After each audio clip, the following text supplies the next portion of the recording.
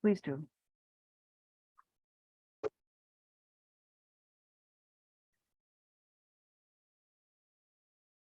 Yes, so some of you may be wondering if you are a member or not of the organization, or you'd like to be a member. You may not be one, but you'd like to sign on as a member. Membership is free.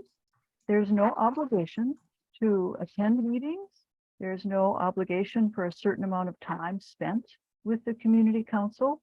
It just basically gives you the opportunity to vote at these meetings, because we want to be sure that when we take votes on important matters, that it's the people who are members of the community council who are voting. So they have to be residents of Vashon or Maury Island. They have to be 18 years or older, and they have to have a mailing address on the island that they provide to us, and that say that they wish to be a member. We can't just bring people on from our mailing list. The people have to want to be an actual member of the organization. And so if you'd like to do that, you can share that information in the chat with me or with everyone if you don't mind. Or you can ask to check if you are a member or not. If you're not sure, you can ask if you're a member, and we'll check the list.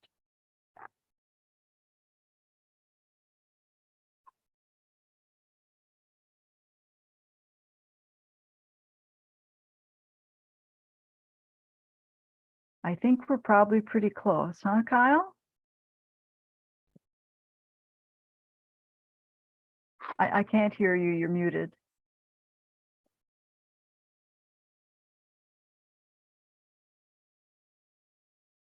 Sorry, I'm just tallying up the number. I just crossed.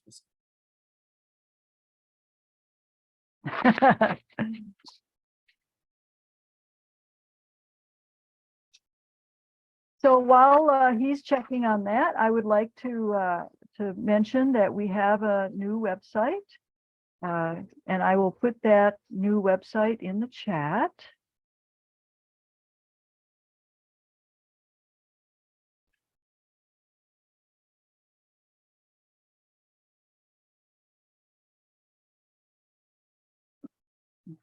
And I'm seeing okay. There's some.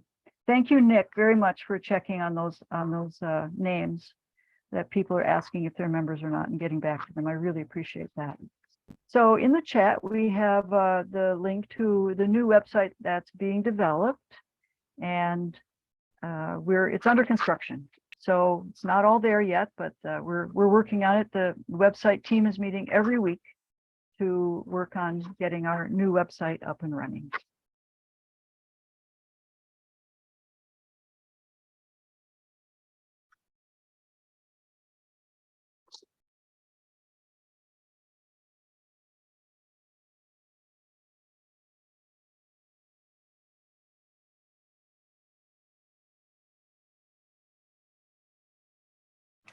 I can answer. The people who just, yeah. Sorry to interrupt, the people who just have their first names listed, if you'd mind also including your last name, or if the host can cross-check the people with their first names with me, just if we're waiting for quorum.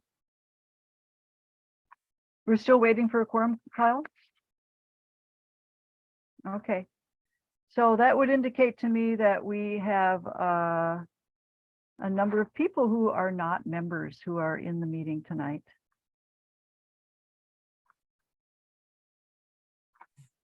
Let's sign up some more members.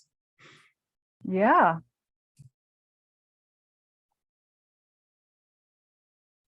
And for folks who are just joining, if you'd like to be a member, send your name and email address, full name and email address, whether you are a full-time or a part-time resident of Vashon Island, and some sort of affirmation that you would like to be a member to Kyle. He is putting together a list of members for tonight's meeting. That's Kyle Britz. So you can send a direct message to him, or if you don't mind sharing that information in the chat, you can just put that information right into the chat. We also need your Vashon-Maury Island mailing address as well. That's a key part of it.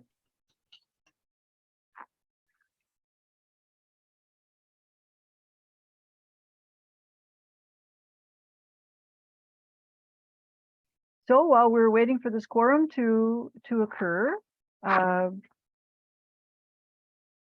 can go ahead and do some things that we don't need a quorum for. We don't need a quorum to introduce our guests. We have John Taylor with us tonight. He's the Director of the Department of Local Services. And I think Bong Sco Domingo is with us as well. Thank you, Bong, for joining us. Looking very much forward, John Taylor, to your presentation tonight.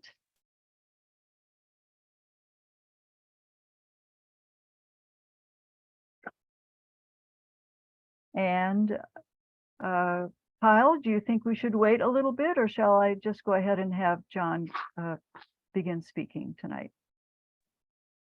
I'd say we're pretty close. And I'm just adding people right now still while we're talking. So. Okay, so we'll wait for a little bit and I'll just entertain if anyone has any questions they'd like to ask or comments they'd like to share with the whole group, since we're all here together tonight.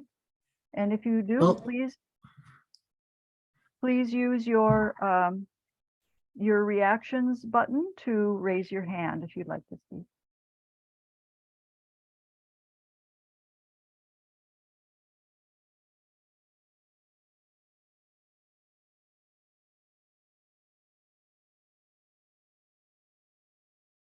I'm not seeing any raised hands, so I'll just say something. I am delighted to know that it's going to start raining on Friday. In 2018 was a good year for Democrats. She just came close. Thanks, Nick. Yes, it's been a very, very, very dry summer. There are trees dying. It's been watering constantly for the plants. And oh my gosh, we are going to get rain on Friday, and it looks like it's going to continue on for quite a while. The tap is turning on, and I'm very glad for it.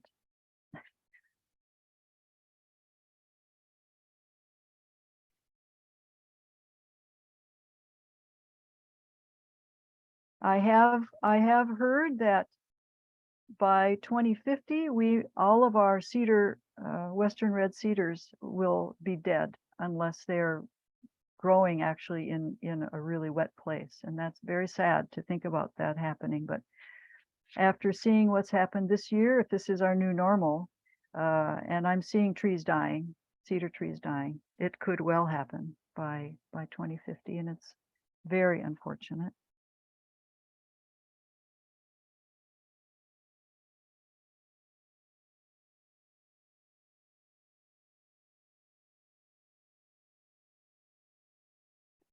So Kyle, I'm not seeing much progress on the quorum. Why don't we go ahead and have John Taylor speak? I'm a good space filler. Oh, okay, go for it, John, please. Happy Share. to. Good evening, everyone. My name is John Taylor. I'm the director of the King County Department of Local Services, and that is effectively your municipal government for unincorporated King County.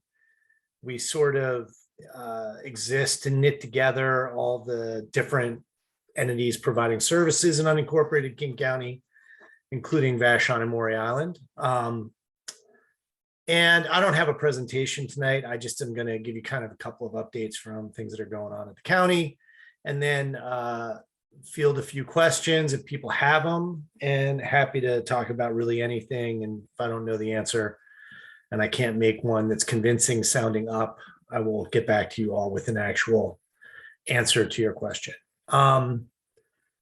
So it's budget season at King County. For the uninitiated, the county runs on a biennial budget, and that is submitted every 2 years, by the executive branch in September. This year it was transmitted September 27th.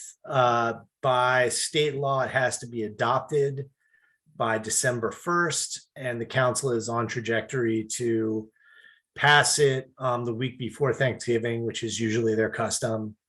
They've had a number of budget panels so far, meaning the budget committee meets, gets briefings from their staff on the various departmental budgets that have been submitted.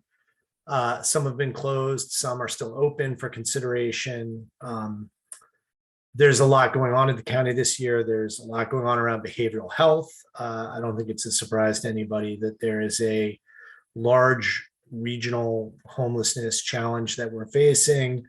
The county's made some significant investments over the last couple of years in housing, but one of the pieces that's missing is beds for folks who are facing behavioral health challenges and need assistance. We have fewer beds for folks who are mentally ill today than we did a few years ago. So there's a proposal that the executive has brought forward to bridge that gap. There's money in the budget. They're considering that. That's really playing out right now. Department of Local Services has a few things in there. Nothing really major that impacts Vashon. We had a very successful participatory budgeting program over the last 2 years. We're re-upping that, but that is confined to the urban parts of unincorporated King County, not rural King County. We're going to be doing some work on really focused work on eliminating obstacles in the code to doing two things that really help salmon populations, removing fish passage barriers. So think about creeks that you've seen where there's a little culvert, a pipe, water coming through it at a high velocity. That's a big obstacle to salmon. And when you have a situation like we do where we have salmon populations that are listed as endangered species, we want to do everything we can to make it easier for those salmon to get into the creeks where they spawn and multiply and go back into the ocean. So we're going to be doing some significant work on rewriting county code to eliminate those obstacles. The Road Services Division and within Department of Local Services and other departments have a big chunk of change for culvert removal. The Secretary of Transportation, Pete Buttigieg, was here last week. Yeah, I guess it was last week, to look at one of those culverts that we are going to be removing and replacing with a much better culvert, or not a culvert anymore. It'll be like a sort of almost a bridge where there was a culvert to let salmon flow freely through. We know that out of the hundreds of culverts in our inventory, almost 1,000, there are about 50 that would open up 50% of the habitat in unincorporated King County. So really a significant, by just investing in a very few of replacing those culverts, we can open up hundreds of miles of new habitat to salmon. So that's a big part of this budget.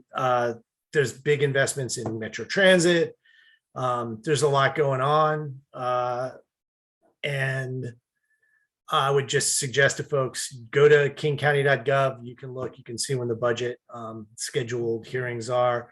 There's going to be a large public hearing Wednesday night, I believe at 5 o'clock, but confirm that, or maybe Bong can check while I'm talking and throw it in the chat, the link to that. But there's a large public hearing with public comment this week. And part of this budget that's never been done before is something that we call community needs lists. So these are lists of investments that have been identified by the community and have been included in this budget. And the budget actually has good narrative that speaks to those community needs lists. It's the first time that unincorporated King County has really had a voice in the budget making process in this way. So far, we're seeing some real traction from those community needs lists, and we're going to be continuing to work on them. We're going to be going through another round of list building and refining over the next 2 years, going into the next budget. And our intent is, and the council's intent, the executive's intent, is to keep doing that budget cycle after budget cycle after budget cycle, and marking progress on addressing the needs that exist in unincorporated King County. There's a lot of other stuff going on, and I could talk and talk, but I already see 2 hands up. So let me go to Robert Piston first. He was the first hand that went up, and then David had his hand up. Robert, do you have a Yes, question? thank you very much. Can you give us an estimate about how much it would cost to replace these 50 culverts that are the most critical? It's really, that's a great question. And I'm not trying to be cagey. It really varies by culvert to culvert. But I think we're That's sort talking of why about, I asked you for a total. If you can yeah, just give us I sort think of a for total. these, for the top 20, it's about $150 million, give or take. Thank you. Sure. And then some are simple and inexpensive, and some are really complicated and really expensive. It sort of depends on where they are, how deep the bed over them is, what you have to build to replace it. David, you were next.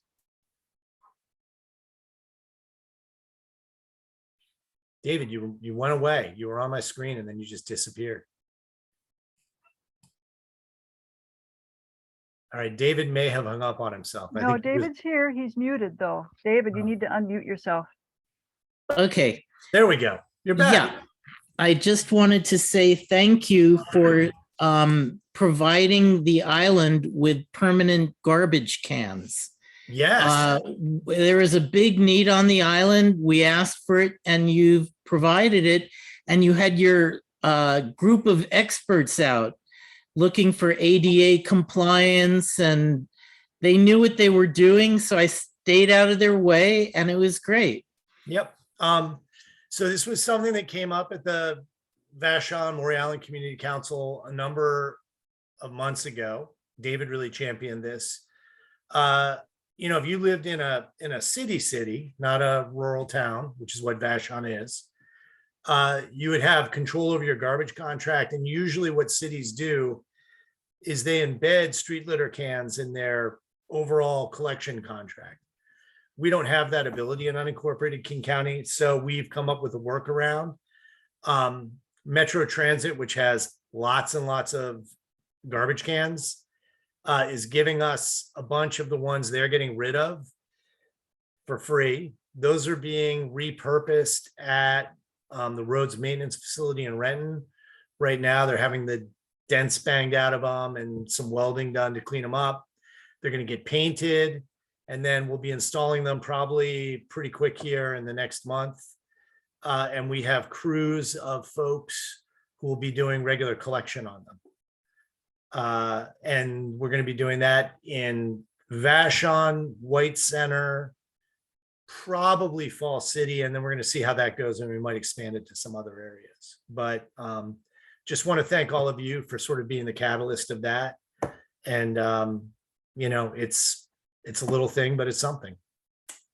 So thanks, David. Sure. I think Robert Gibbs had his hand up next, and then Susan. And Robert, you're muted. There we go. There you go. Does that work? Yep. Yeah, my question is about the passenger boat schedule, whether we couldn't expand that given the current unreliability of the car ferries. Those of us who have to take the WSF boats know how screwed up their schedule is. They're down to a 2-boat schedule, but really, if you look at the middle of the day period, they're really only running 1 boat.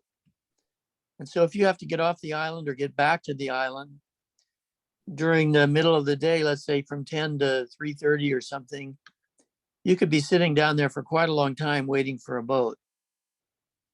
It makes it very difficult for a lot of people on the island, many seniors, of course, who have medical appointments over town. And if you have a difficult to get appointment with a specialist, you may have to go over the night before so that you can be sure you don't blow that appointment out. Mhm.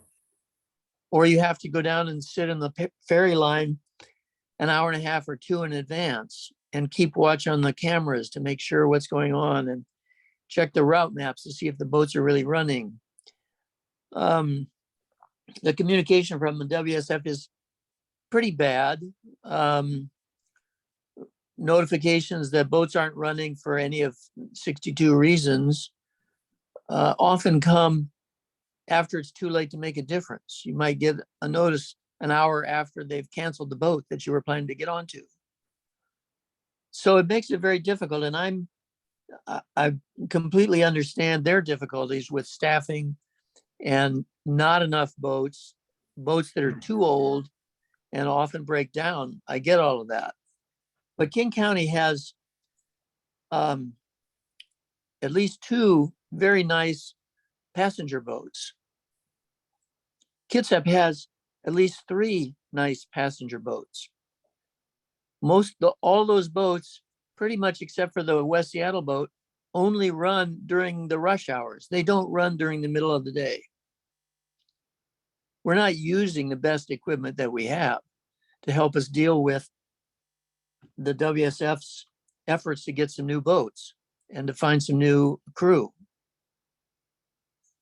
So I had the thought, well, would it be possible for King County to run more boats during the middle of the day to make it easier for people to get over town, and possibly even share this duty with the Kitsap transit system, right? So Kitsap, they run from Southworth. They have a boat that runs from Southworth to downtown. We have one that runs from the North End dock to downtown. What if both systems could share those routes in some way? Let's say ran them as a triangle.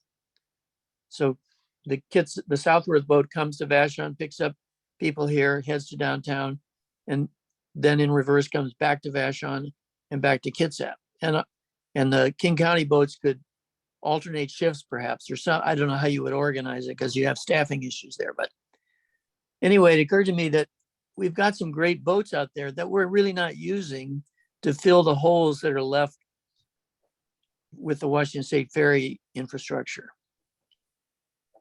I just think it's something worth examining. There's obviously coordination issues between Kitsap and King County transit systems that would be required. We'd have to come up with the money for the extra staffing, and we have to find the extra staff. But the King County water taxi almost never cancels due to lack of staff. Unlike the car ferries, which at least there's a couple of cancellations every week due to lack of staff.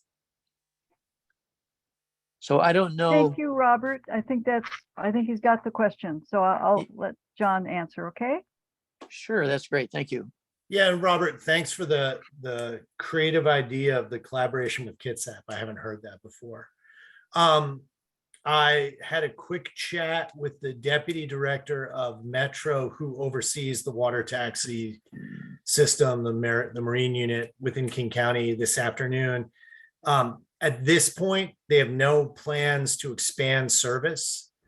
They base their service on sort of what they see for utilization and capacity. When you look at the ridership on those boats, your 3 morning rides and your 3 evening rides, they're full, but they're not overly full. They're utilized, but they're not heavily utilized. I know exactly what you're going to say, which is that's not what I'm talking about, John. I'm talking about running them in the middle of the day and weekends, times when people need them. They did that with the West Seattle water taxi during the closure of the West Seattle Bridge. It was paid for by the city of Seattle. It wasn't paid for by King County. So King County was sort of receiving money from the city of Seattle as mitigation for the impact from the bridge closure. There is no free lunch. They would have to evaluate if it made sense to add crews. I agree with you. I'm a user of the West Seattle water taxi. Those boats run very regularly. The only thing that ever I've seen that'll stop them is really inclement weather. But they don't seem to have problems with keeping crew on and getting to and from, where their point of work, unlike the Washington State Ferry system. I think part of the challenge with the Washington State Ferry system is they have very complicated labor agreements and seniority, and people have to get, in some cases, from very far away to their duty stations. They also have much bigger boats that are much more complex and a lot more crew. I'll pass along the idea of the collaboration with Kitsap to see if there's something they might be able to do. I think that's an intriguing idea. But at this moment, based on what I know, there is not a expansion of schedule afoot from Metro.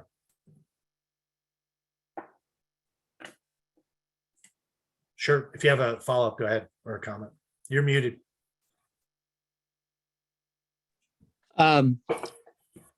First, when the WSF ran the passenger boat before King County took it over, they ran boats throughout the day and they ran on weekends and in the evening. So they had a way of doing it. I don't know how they did it. But the other thing I wonder about is whether this could be pitched to the WSF, that they kick in the money basically to make up for their inability to carry their load with their limited boats and aging boats. Well, because it's going to take them, even once the legislature says, okay, build a couple more boats, it's still going to be a couple more years before those boats are out on the water. And meanwhile, we're struggling along here. Yeah, just so you're aware, I would talk a little bit about the community needs lists, and the community needs lists that are part of the county's budget process were an amalgamation of everything we heard from communities across unincorporated King County about what your needs were. Many of those are things that are out of the purview of the county. One of the things we heard resoundingly from Vashon-Maury Island is more and better Washington State ferry service. So I think last week or the week before, I sent a letter to the director of the ferry service sort of saying, hey, here's the long list of comments we received from residents of Vashon-Maury Island about ferry service. Looking forward to working with you in a collaborative way on how to tackle this problem. Haven't heard back yet, but that'll be an ongoing dialogue. And these are ideas that might feed into it. And Robert, I see you got another follow-up, and I'm happy to do that, but I got other people, there were other hands up, but please, if you have one more, go for it. You okay? Okay, great. I had other hands up. They are gone. I think Susan had a hand up, but she may have taken it down. I did. In fact, Robert asked the question I had. Oh, okay. Thanks, Susan. I know that there was stuff in the chat. Let me take a look. Some of this just seems like comments. Oh, what time is the public meeting on Wednesday? Let me do a little Googling for you right now, and I will tell you. The internet.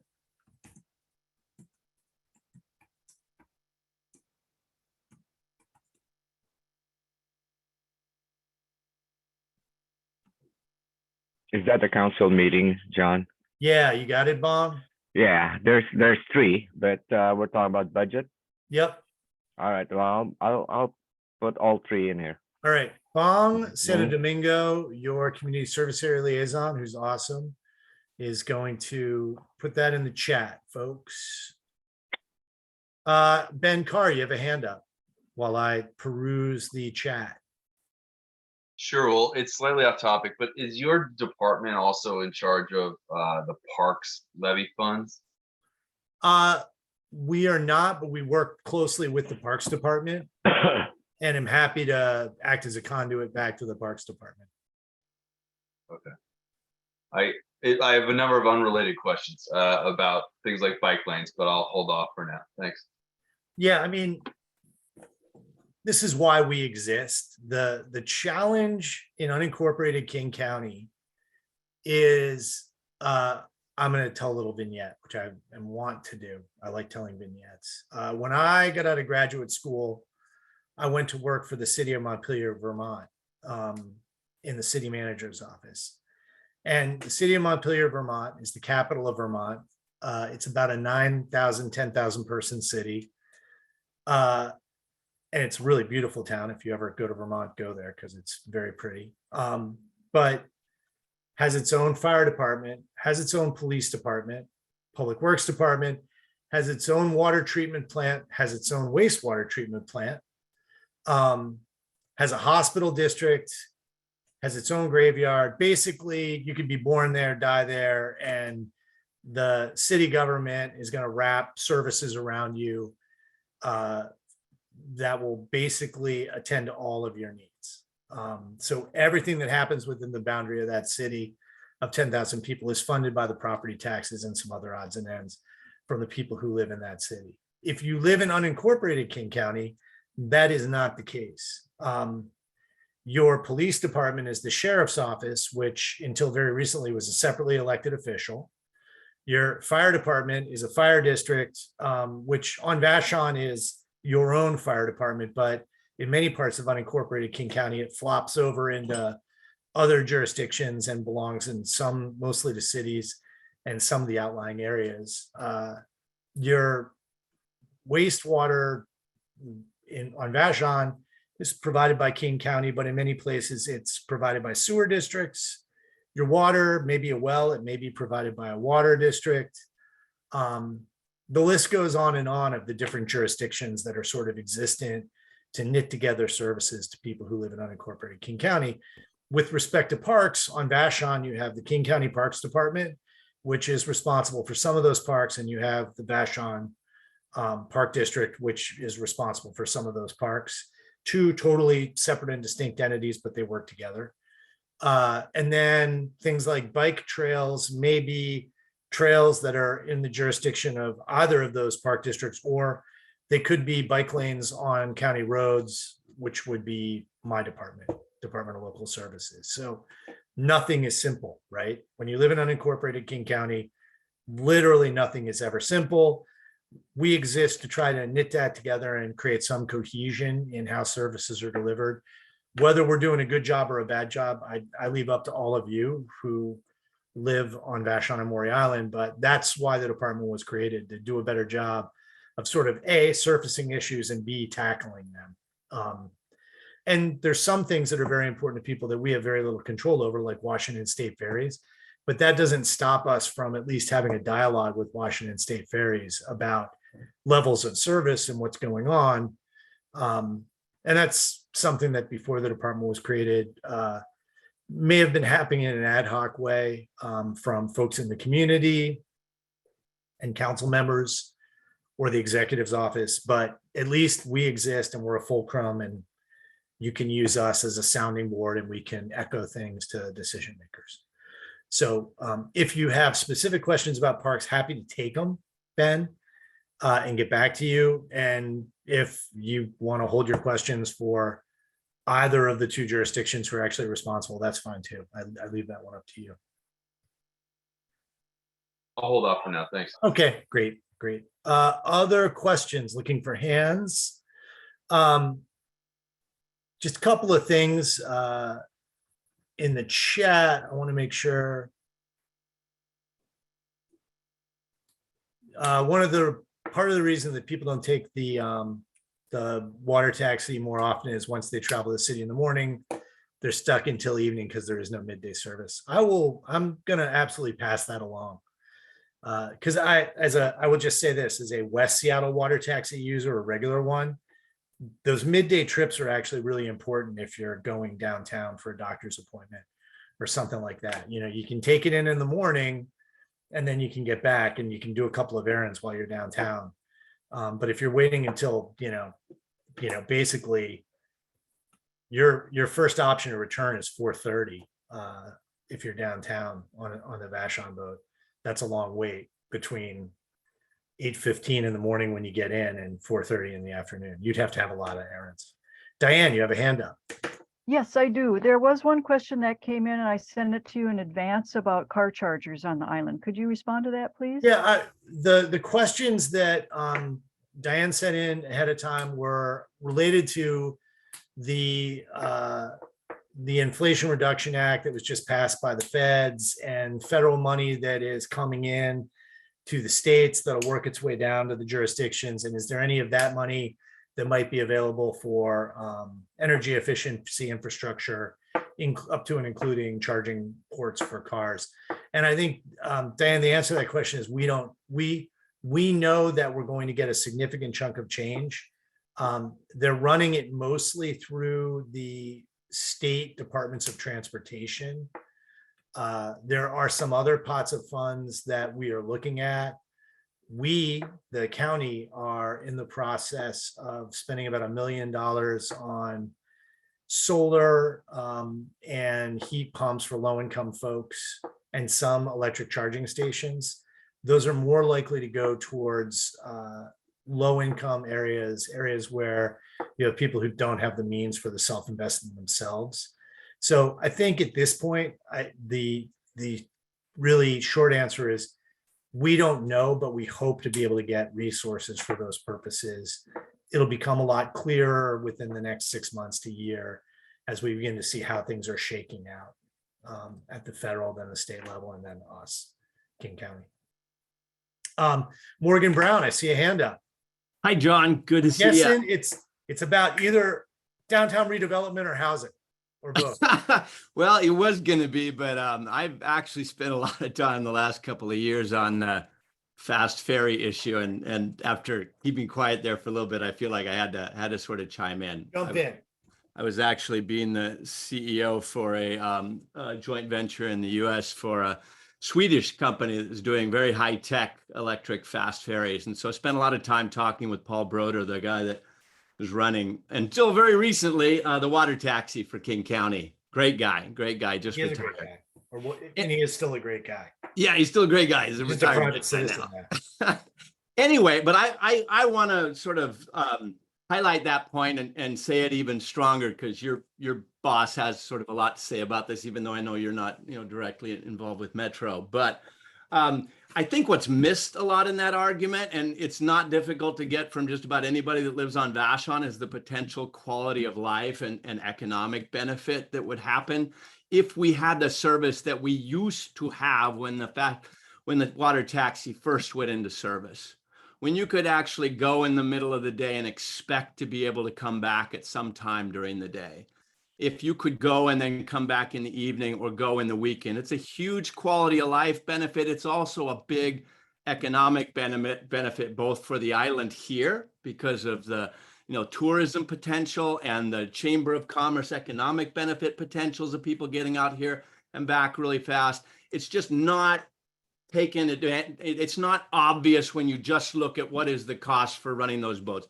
Big economic and quality of life benefit. And the fact that it's all going towards electric right now really changes the dynamic in those operating costs. So if you get the chance to chime in, I can guarantee you can't probably run into somebody on Vashon that wouldn't say it would be fabulous if we could have that during the day, go into a ball game in the evening, be able to go in there on the weekend, and that it would be a big economic benefit for the island as well. So just wanted to hit that one a little harder. No worries. Appreciate it. And always a pleasure to see you, my friend. Thank you. Let's see. So someone asked, is the needs survey still active and accessible? It is not active. It may still be accessible. We are going to be publishing the final CNLs for this budget cycle as soon as the council adopts the budget. So we'll be posting those on our website, and people will be able to kind of see the final CNLs that fed into the budget process. And then we're going to start all over again. So it's a never ending, the need survey is never ending. We are going to be convening a group of community members from unincorporated King County to talk with us about kind of how we do a better job of engaging community in this next round, so we get more input. I think we did a really good job in a couple of areas of the county where we were engaged in some pretty intensive planning. Skyway, White Center, the Snoqualmie Valley. I don't think we did as good a job in places like Vashon, East Federal Way, Fairwood, where we weren't engaged in really intensive sub-area planning. We did a lot of outreach, but not as much outreach as we did in some other places. So we're going to be pulling together a group of folks to give us some advice and direction on how to improve that. I'm going to be talking to David about and Diane about representatives from this group on that group of community members so that Vashon has a voice and what that looks like and how we retool community engagement so we do a better job. So just FYI, that's probably coming in the next month. And we may want to talk about that in next month's meeting, which sounds like it might be actually in person, which would be very exciting, or a hybrid in-person kind of model. And if that's the case. So would you be coming back at our next meeting, even I though would. you're typically scheduled for every other month? I would love to come back. Okay, Yeah, so I might just jump on a ferry if I can get there. we'll see. We're shooting for a hybrid meeting, but I'm not quite sure yet if we're All going to right, get. well, in get either that. event, or I'll do this. I always am happy to do this. Okay, Is the housing rezoning survey something that has a lot of results? I honestly don't remember what we got. I think we had what were good results from that survey, but I couldn't give you specific numbers. Lane Zurich, our planner, is not here this evening, I don't think. Lane, are you here? I did not see her in the attendees. So I apologize, but we can get you the ever effective Bong Santo Domingo. Will be happy to get you those numbers, what we did get from that survey. I'm looking for hands. I'm also just scrolling down. Okay. And Bong Okay. put the times for the budget meetings in there.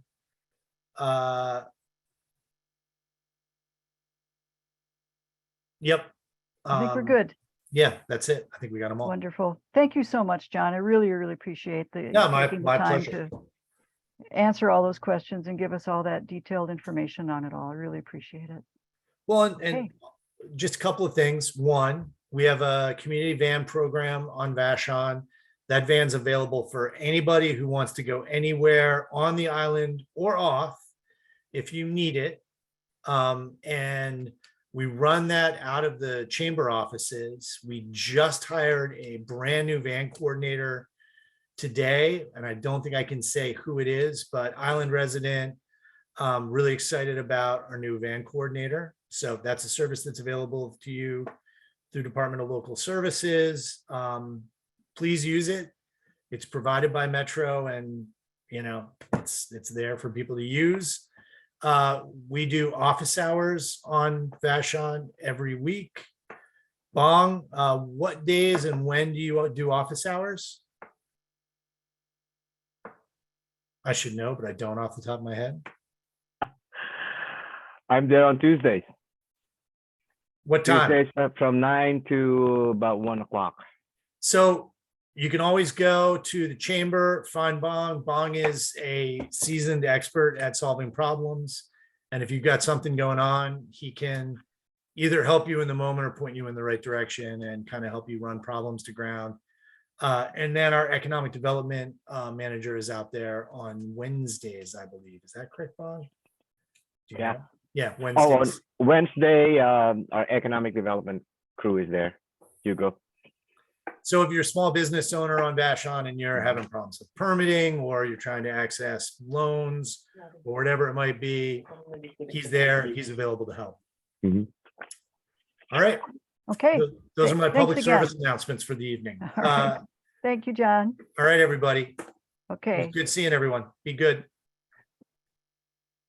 Okay, so we have a quorum, so we're going to move back, and just wanted to review the agenda. All of you on the mailing list were sent the agenda for tonight's meeting, and I just want to see if there's any requested changes. We were running late, so I hope there's no additions. Okay, and we also sent out the minutes of the September meeting, and I want to see if there are any changes or corrections to those minutes before we approve those. Anyone, raise your hand, please, if there's any changes or corrections to the minutes from the September meeting. Seeing none, they will stand as approved. Thank you very much.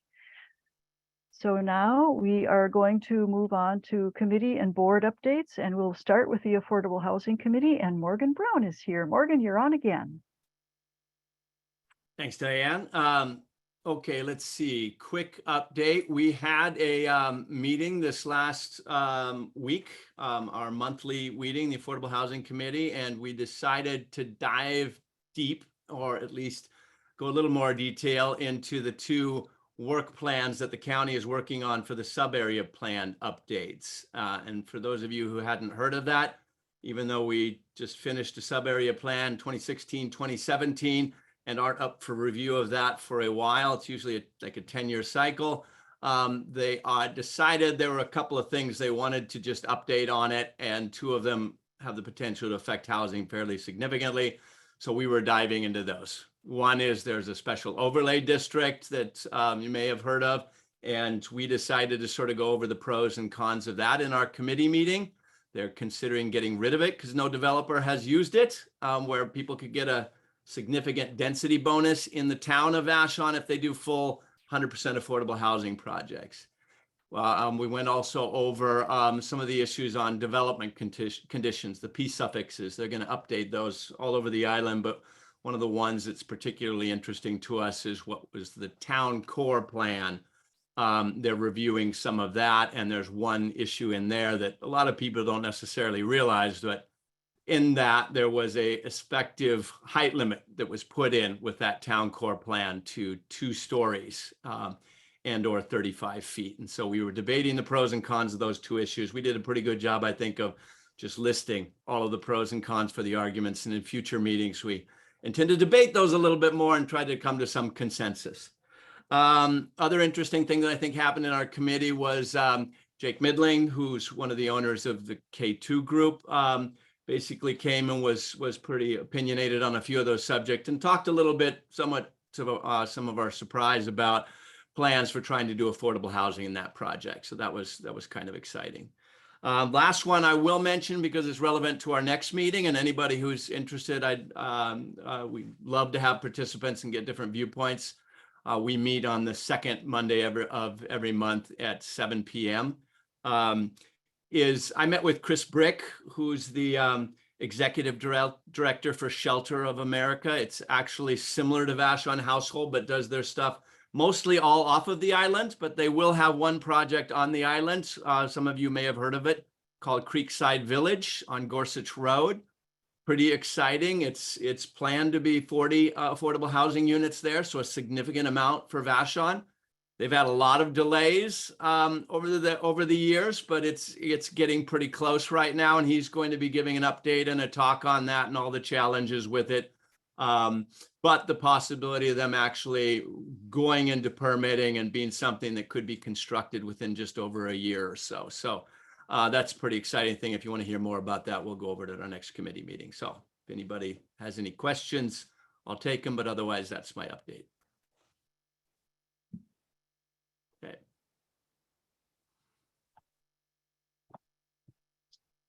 Thank you so much, Morgan. That is really encouraging, the possible 40 more affordable housing units from Creekside Village especially, and K2. Who knows what's going to happen there, huh? All right, next we have the Equity, Social Justice and Inclusion Committee. Kevin, would you like to speak to this as the chair? Actually, I think Susan McCabe has a question for Morgan in the chat. Okay, let's take a look. Do we ever work with Habitat for Humanity? I haven't actually heard of anything or know necessarily of concrete way, but Susan, if you've got ideas how we could look at collaborating with them, wonderful organization, obviously know a bunch about it, but do you have anything specific in mind about how we could do it or how we could look into doing that? Well, I can connect you with people who are in charge of Habitat for Humanity, Seattle, King County, and Kittitas County, but specifically King County. And that what they do is they help people build their own homes and make it quite affordable. And it's particularly for low-income folks. But it's a remarkable organization. Morgan, I'll be happy to send you some links. Perfect. To.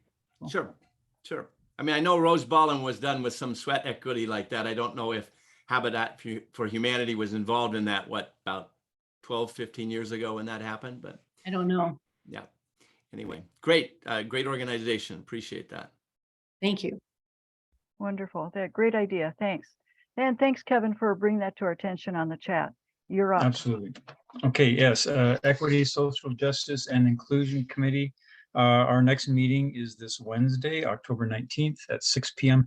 It's over Zoom. If you'd like to participate, you can just send me a chat directly or just to everyone saying you'd like to receive an invitation. We'll add you to the mailing list. I will need your email address if you're not already on our mailing list. We'll be focusing at our next meeting on our outreach initiative informed by several members of the Equity Committee, Equity, Social Justice, Inclusion Committee. We've got a number of individuals and group leaders that we intend to talk with. We're talking about sort of the questions that we would like to ask and the information that we would like to gather to help us understand the issues of inclusion, social justice, and equity on Vashon, and particularly focusing on any barriers that people may experience, particularly relative to working with us here at the council. I do want to thank the board and Hunter, as well as Jessica, for leading our activity on VHS community service. We have approval to move out and start working with the school district for volunteers from the school district, students, to join our work. So thank you so much for that.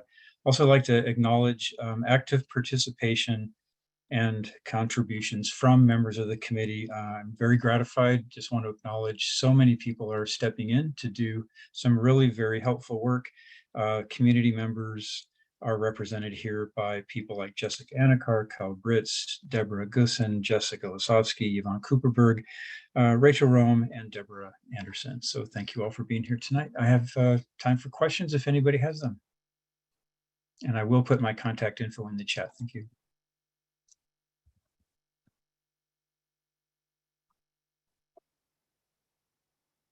All right, thanks, Diane. Okay. All right, very good. Thank you, Kevin.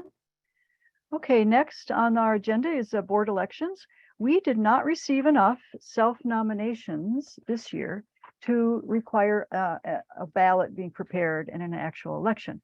We received 7 nomination forms by the cutoff date, and we would have needed 9 or more to hold an election. So as a result, these folks ran unopposed, and I will just read their names to you. They will introduce themselves at the November Community Council meeting and take office December 1st. We have Ben Carr, who's here this evening, Debby Jackson, who's here this evening, myself, Dustin Coe, Jessica Anakar, also here this evening, John Affolter, and Michaella Olavarri are our first 7 for the board going into the next couple of years. And the board will be identifying additional people once we have identified the gaps on our board, and then we'll be recruiting other people subject to the approval of the members. Okay, also on board, and any questions on this before I move on? Okay, very good. Also, we have received a board resignation on Friday of our existing current board. Gavin Covite resigned from the board this past Friday because the board had passed a motion to have a land acknowledgement read at our meetings. And here's what he'd like to say, and I'm going to read his statement for everybody. I'm resigning my position as board member. I like the idea of a Vashon Community Council and have spent a fair amount of volunteer time over the last 2 years on it. One of my main goals as a board member has been to try to keep the council out of the ideological signaling game. The board, especially Diane Emerson, spent many meetings creating bylaws and policies that would focus the council on local cooperation and not on culture wars. The adoption of a land acknowledgement represents the failure of that goal.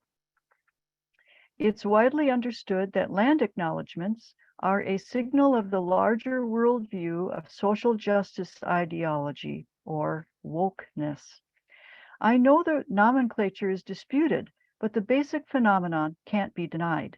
The issue of the white settlement of Vashon and Maury is an old one, but demands for institutionalized land acknowledgements is new and symbolizes the new ideology. It's a ritualized act of public contrition that would not have seemed normal even a decade ago, and which signals guilt and shame-based narratives about our society. I don't think they're helpful or healthy.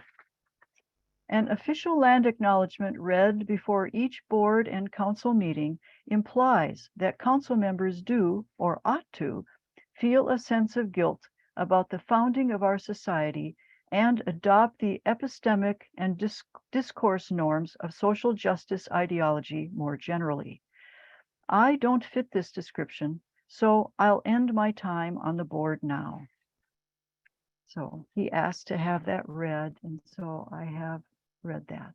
And so are there any comments or questions from anyone? If you wish to reach Gavin, you can send an email to our corresponding secretary, and that's Hunter, and I will put Hunter's email in the chat while I'm doing this.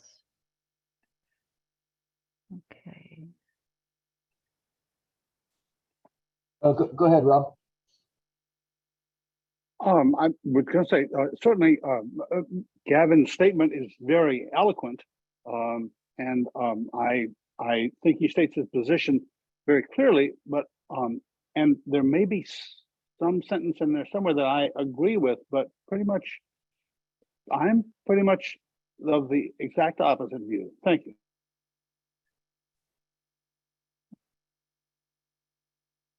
I'm looking up Hunter's email here. Sorry, everybody. David, go ahead. Okay. I want to thank Gavin for his time on the community council. I think he's put a lot of effort and commitment to it, and has helped us in a lot of ways. One of his goals in the community council was to reach out to everyone on the island, including people who didn't normally consider themselves represented on the community council. And that was people who were, fifth generation islanders, old time islanders, who felt that this community council was too liberal or, to express their views. And I think Gavin felt that that was part of his mission, was to reach out to those people. And I think he felt frustrated that a land acknowledgement would hurt that, what he was trying to do. And so I appreciate his position, and I think it's too bad to lose him, because I think he was a good member of the community council, but that's his opinion. Okay. Okay. So I've got the email in the chat, and are there any, I'm not seeing any other hands up for comments. It's always very sad when a board member feels they need to resign from this organization for any reason. Okay, so next on the agenda, we have the Ferry Advisory Committee opening. Justin Hirsch, would you please unmute yourself and join in? Hi.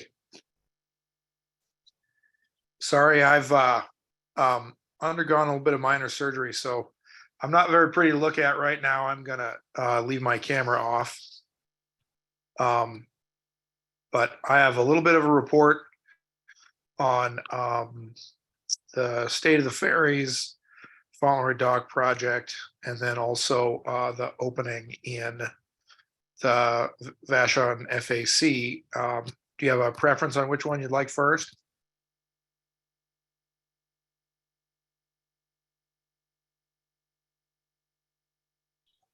Diane, you're muted. I just wanted to let you, I don't have a preference, and I just wanted to let you know I'm very grateful that even though you've had surgery, you're showing up tonight and giving a report. Thank you so much, Justin. Yeah, no worries. No worries. Okay, well, let me just jump right into it here. So let's see, let me get the right screen up. Okay, a couple points. So we've got the south on the triangle route. Looks like that'll last until November 14th, and then we should have the Issaquah back. So it'll be the Issaquah and the Kitsap for 2 weeks, and then the Issaquah and the Kittitas after that. So short story is after November 14th, we should be back to our 120 car boats. No major changes in the service restoration plan. I'm still really hoping that we can get our third boat back by about the time that we would normally have it back in the springtime. I think that might be a little optimistic. Still suffering from crew shortages. It's primarily licensed deck officers with pilotage certificates and also engineers. That is not due to any labor agreements. That's really due to the Coast Guard requirements and the fact that it takes quite a long time to create that qualified mariner. I got a little bit of an update on the Cath Lammet. Looks like the Cath Lammet is definitely fixable. It's well on its way to being repaired. Currently scheduled to be back on the Triangle route week of January 16th. So that's good. Hopefully all goes smoothly there and we have another boat back in service. Moving on to the new vessel constructions, they're still in the request for proposal process for that. I don't have an ETA on when those boats are going to be ready, but I think we're talking probably, my guess right now is probably 5 years minimum. Fauntleroy Terminal Project. So September 21, last September 21st, there was a meeting of the Community Advisory Group. Group discussed a number of different options for Fauntleroy, the proposed Fauntleroy Terminal, which had been already under discussion by that group for quite some time. The number of alternatives has effectively been whittled down to two, which is replace the existing terminal or expand the current terminal. The expansion would have to be longer but not wider because the Fauntleroy community is upset about the potential loss of Cove Park immediately to the north of the ferry terminal. I'm not sure how many people visit Cove Park or know where that is, but suddenly we care a lot about Cove Park, so that's a big deal. So we're looking at hopefully a longer ferry terminal. My personal opinion on that is that Vashon and Southworth need to be very, very vocal to WSF and to their elected officials that replacing the existing terminal with the same capacity is absolutely unacceptable. Increasing terminal capacity is necessary to build an efficient terminal. If we don't increase the capacity of the dock, we're effectively not gaining anything as far as functionality and service reliability out of that Fauntleroy Terminal project. That would just really be a shame of a lost opportunity. There's an email. There's an email put in the chat, and then there's a link to legislative district finders. I think we all have the same reps here, but just for the sake of the exercise, can always find your representatives here. So that's in the chat there. Lastly, we have an opening on the Ferry Advisory Committee. Emily Scott, who served the committee with a lot of dedication for quite some time, has had to step away. She's got an awful lot of commitments that she needs to focus on. This council appointed the most recent addition to the Vashon Ferry Advisory Committee. It does, the RCW states that we're allowed to do that as a council. And I don't know that we particularly have a process, but I might simply suggest that we take nominations at one meeting, take a month to review them, and then vote on them at the subsequent meeting, if that works for everybody. There's no written process that I know of for how we're required to do that.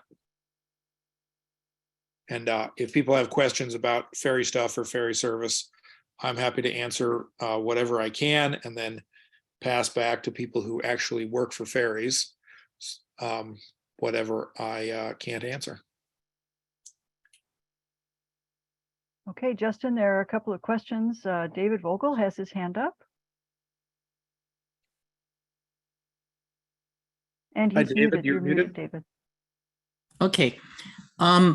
I think Armin Yusufian pointed out to us that the state statute regarding the Ferry Advisory Committee actually requires that in areas where you have one such as ours with 3 members, that you can have no more than 2 members from one political party.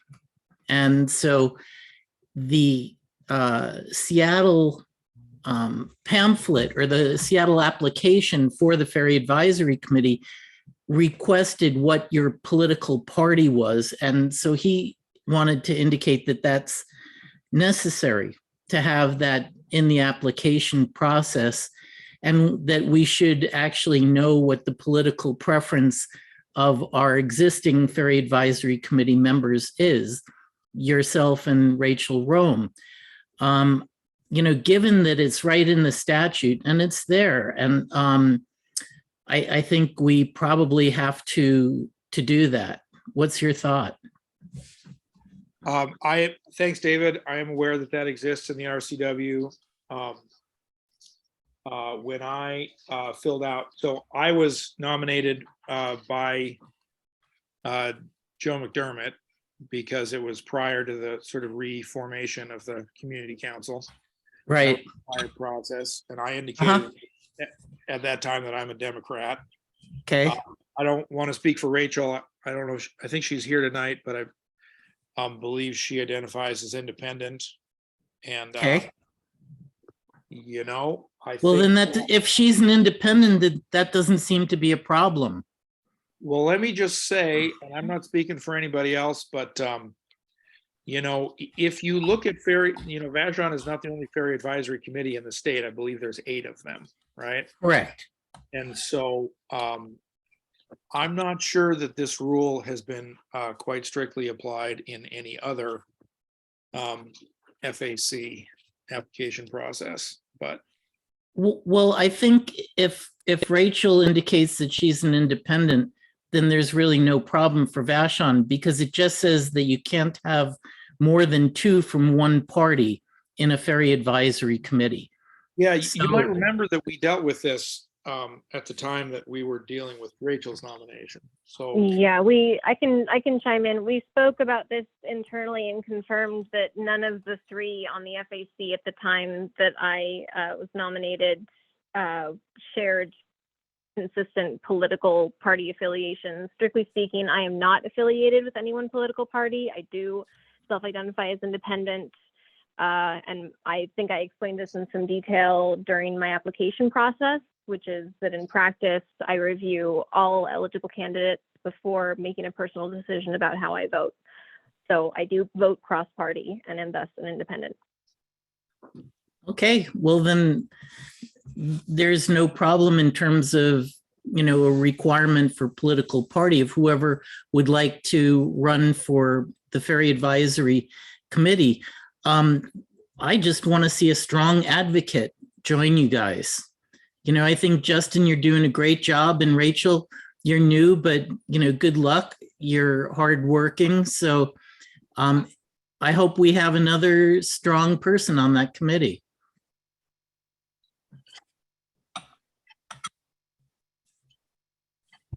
That's okay. Kevin? Yeah, Thank you, David. thanks. Thank you, Justin, for the information on reaching out to the Washington State ferries. I did go ahead and use the Fauntleroy term project at wsdot.wa.gov, and I got a message, something about, do I want to go to the WSD website? And I said yes. And when I go there, it's not clear where I go from that website. So appreciate if you could provide any additional guidance on how to reach out to folks to, as you said, express our opinion regarding the Fauntleroy dock? Oh, that's a really good question. Sorry, so that's an email, Fauntleroy Term Project at wsdot.wa.gov. So I think I would just copy and paste that into your email, into an outgoing email. Okay, perfect. Thank you. And then that is going to deliver comments to somebody who will take feedback regarding the Fauntleroy dock. Am I correct in understanding that? Yeah, I think that'll go to WSF staffer named Hadley Rodero, and I forget her title. She works real hard, but she manages terminal projects for WSF, and I know that she has a major role in this one. I think there's several advantages to using the official email address. I mean, first and foremost, of course, to express one's opinion, and then secondly, to create a public record that that opinion was expressed. And at some point, if it gets to that point, legislators and policymakers are going to have to review some of those public comments. Also, on the website for the Fauntleroy Terminal Project, although they don't have a date. Let's see if I can get that up. Might take me a second. But there's a community engagement tab on that website. And at whatever point they decide to hold another community advisory group, they will post links to those meetings. Those, of course, are public and anybody can watch them. I should mention, so there's also an executive advisory group and a technical advisory group that is going to weigh into discussions on how these things, what can happen with the Fauntleroy terminal. Obviously, it's one thing to, wish for something, an entirely different thing for it to be technically feasible. So that's weighing into the discussion there as well. Great. All right. Thanks, Justin, for confirming that is an email. I think Michaella is asking for that same thing. So I'll go ahead and repost it in the chat. Thanks, Diane, for the clarification of the person who is the communications manager. And I will do what I can to help amplify that message to my network. So thank you. Yeah. And thanks very much for doing that, Kevin. As long as we're putting it out Sorry, there. Justin.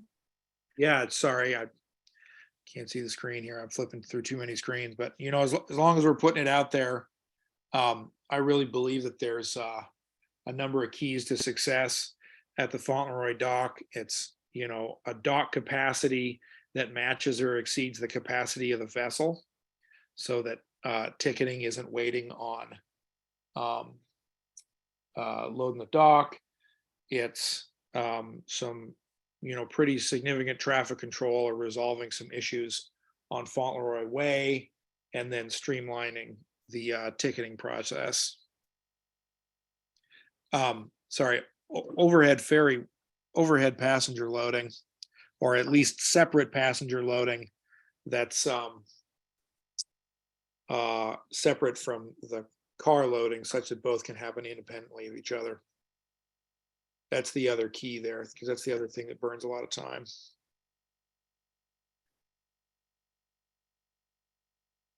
Justin, those are really, really key things. I don't know if you have the ability to put that in the chat or send an email to me with those comments. I would really like to have them.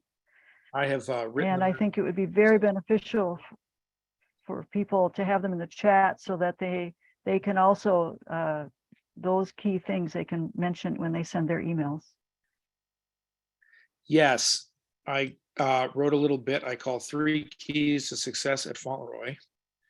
And I've been shouting it from the hilltops as loudly as I can, but I will both put that in the chat and email it to you. Perfect. We want to take advantage of all of your time and expertise and the years of service you've been researching on this, Justin. Thank you. Do we want to talk another question? Process for nominating our 3rd FAC member? Let's do that offline. Okay, We don't Okay. need to take the time tonight in the meeting for that. We'll be in touch on that, okay? okay. Yeah, we'll get this going quickly. I know it has to be done within 6 months of an open position. We'll get that running. Okay. So next on the agenda, we have our proposed budget, but John Affolter has not been able to, our treasurer has not been able to make our meeting this evening. So what we'll do is when we get those numbers from John for our proposed budget, we will send them in an email to everybody, and we will be voting on the budget at the November meeting. So that's what we'll do with that. Next, we have old business, the 9 garbage cans coming to Vashon. David already thanked John Taylor for that. David, would you like to say anything else about that work? And thank you, by the way, for making sure that that happened. And you're muted. You're muted, David. I was just really happy David? with the way. Okay. Hello?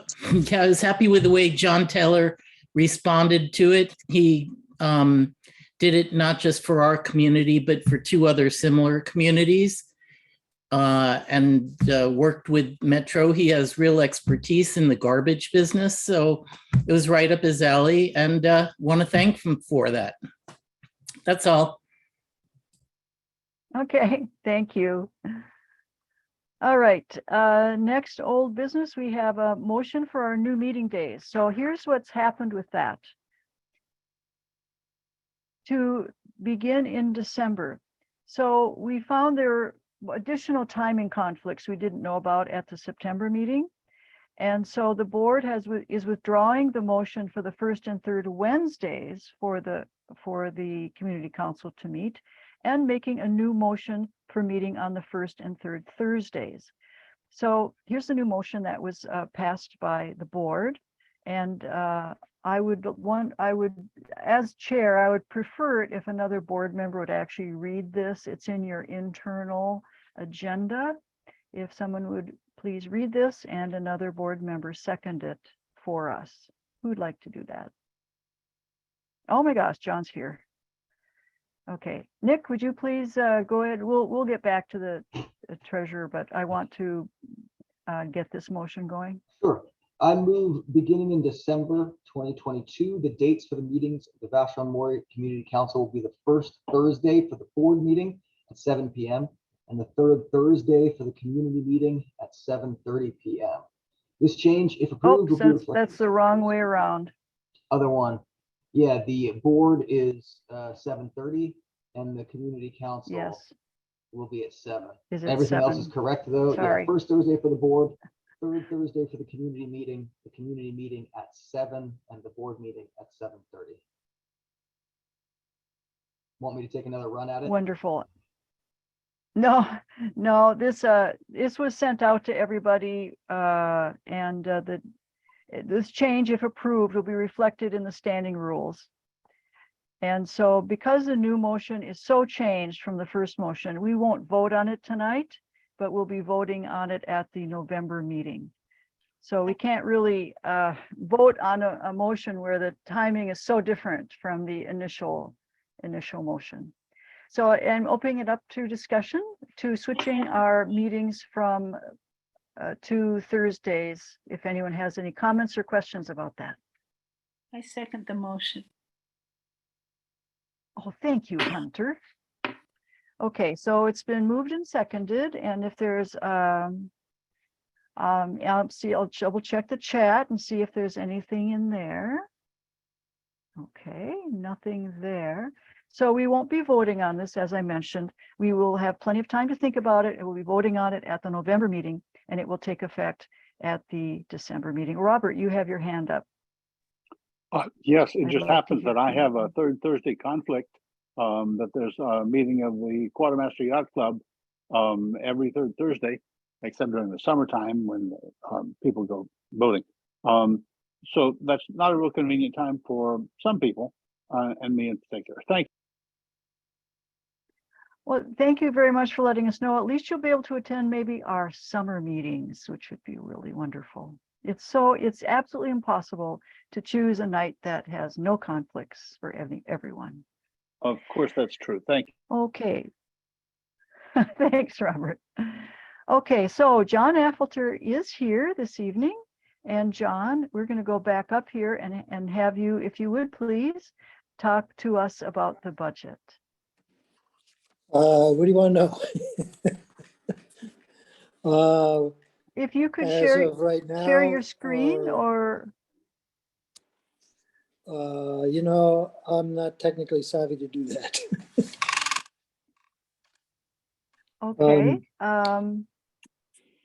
Could you email it to me or Nick? Could you email it to Nick? That would be ideal. I think I emailed that out to everybody.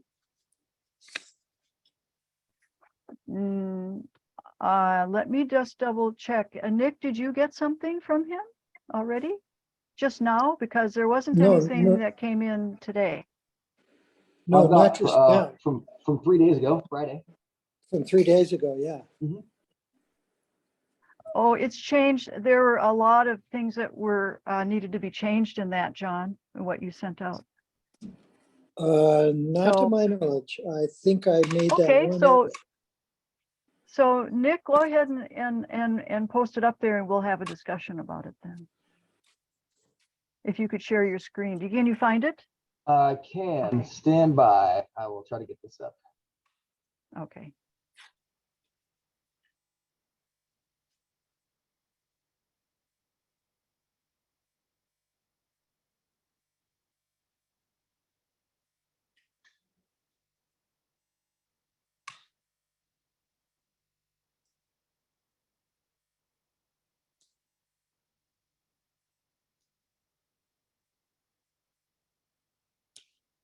Right.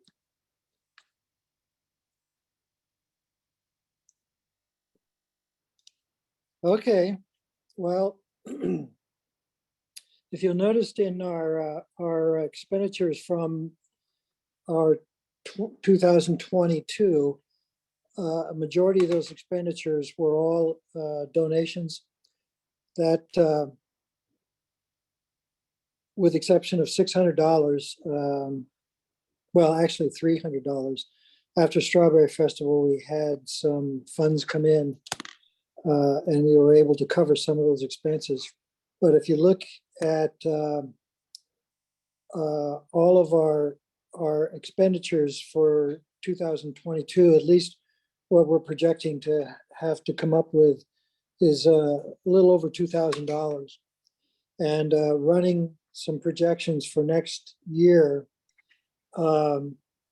it looks like, because we're going to have board insurance to deal with, and we're not quite sure what that sum will be, but the last year's sum was $730.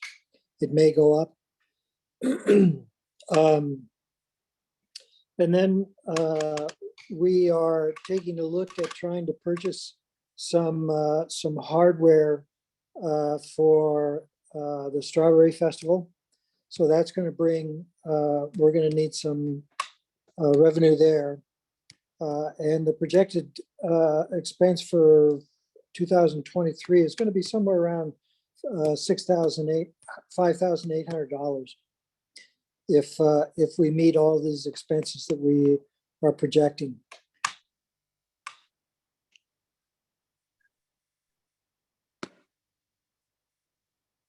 So I would like to see if anyone has any questions or comments about what John has shared. Where to go? I'm sorry. I took it down. You want me to leave it back up? Put it up? Yes, go ahead and put it back up, because there are some things that are in the next year's budget that we don't actually need. So we can eliminate them, which would be kind of nice. Well, this is a projection, Diane. So you know, we don't necessarily have to eliminate those now. But if you want, we can certainly do that. would you, well, yeah, it's just very brief. The Wix website hosting for 3 years was paid in 2022. It's not going to need to be paid again next year. And the domain name hosting is only $15, not $144. And the V-MCC use of website mailing, that is that was a one-time charge in 2022.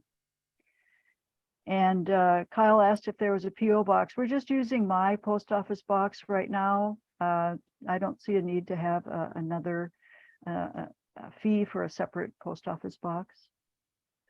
And Mika has a question in the chat. Will we still need to be actively raising money throughout the year? Yes, we will be. If we want to have the organization be paying for a lot of these expenses rather than passing the hat to the board as we have done, then yes, we'll need to ask for donations through our website, for donations as far as additional money. John is working on a grant application, which might help with some of this. And so anyway, I just wanted to mention that there are some expenses on there we don't need to worry about. Well, I think it's important for us to keep in mind that we should count on having a balance of somewhere in the neighborhood of $5,600. And if some of these charges don't go through, that's fine. That'll just stay in the account, and that'll give us some resources to look at other ways to take care of our needs. So like I said, that bottom line there about $5,600 is something that we should probably keep our eye on and see if we can't make sure that we hit that target. And if we got money left over, that's fine. Very good, absolutely. Mika has another question. Oh, should we actively do fundraisers and not just depend on the Strawberry Festival? If we have volunteers who are available to do fundraisers, absolutely, we shouldn't just depend on the Strawberry Festival. And of course, the grant is part of that. And regular donations that might be coming in from the website. To do fundraisers, actively doing fundraisers requires a lot of volunteer effort. And with the new board, we're going to certainly bring that up with the new board and see what can be done. I also think that, I think I've mentioned this before, but I think these fundraising ideas will be taken up by the Ways and Means. And there will be. Yes. Very good. Thank you, John. I think that answers that. Kyle has a question. Kyle, what was your question? Are in-person venues for future meetings offered for donation and free or paid for? The Land Trust is very kindly offering their facility for our board meetings for free. The other venues for future meetings that need to be much larger will not be free. We will need to pay for them, which is why there's a line item in the budget for that. Thank you, Mika, for pointing that out, that he had a question in the chat. Okay, great. Anyone else raise your hand? We wanted to put this out for discussion and for people to think about it. And there's a lot up in the air, of course, but this is the time of year to talk about these things. Okay, thanks, Nick. I think you can stop your screen sharing now. Okay. Thank you very much, John, for pulling all this together for us and being willing to really give some thought to how we can raise money in the community for our budget rather than having the board pass the hat all the time. And I should have some, by our next meeting, the general membership meeting, I should have some pretty concrete information on the grant. Oh, fabulous. That's very, very wonderful. Okay, thanks again. And next we have old business, progress on the old community council dissolution. We have been making very good progress. The Washington State Attorney General has approved our plan of dissolution, and we have received our revenue clearance certificate from the Washington Department of Revenue. And we are now ready to submit the articles of dissolution to the Secretary of State. We're very, very close. That's that. New business, motion for a land acknowledgement. The board voted at their October meeting to include a land acknowledgement at the beginning of every board and membership meeting, but it didn't specify the wording. So now it is time for the members to approve this change in our standing rules. So we will entertain a motion at this meeting and vote on it at the November meeting. And I would like to have one of the board members please read the motion that we have in our internal agenda and someone to second it. Who'd like to do that?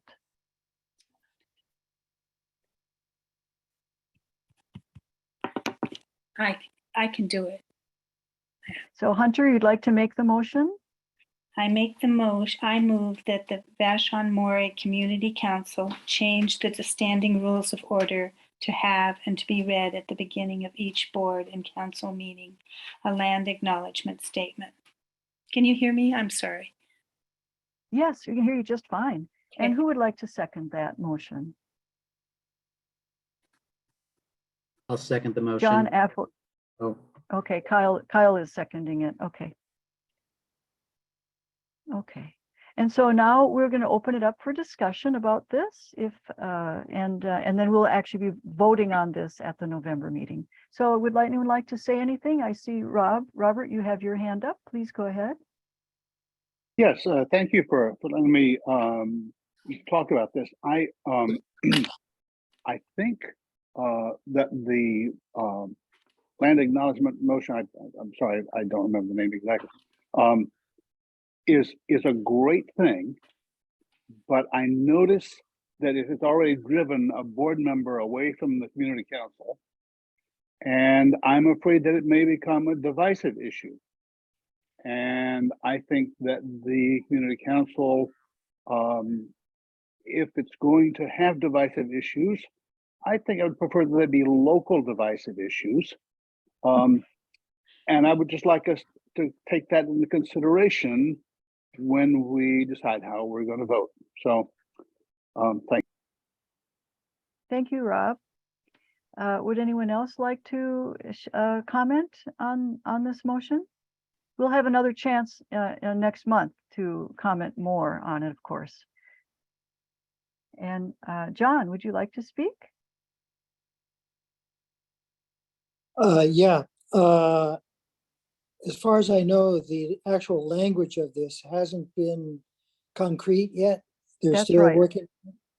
And so when will the formalized and concrete statement be presented before the general membership to be voted on?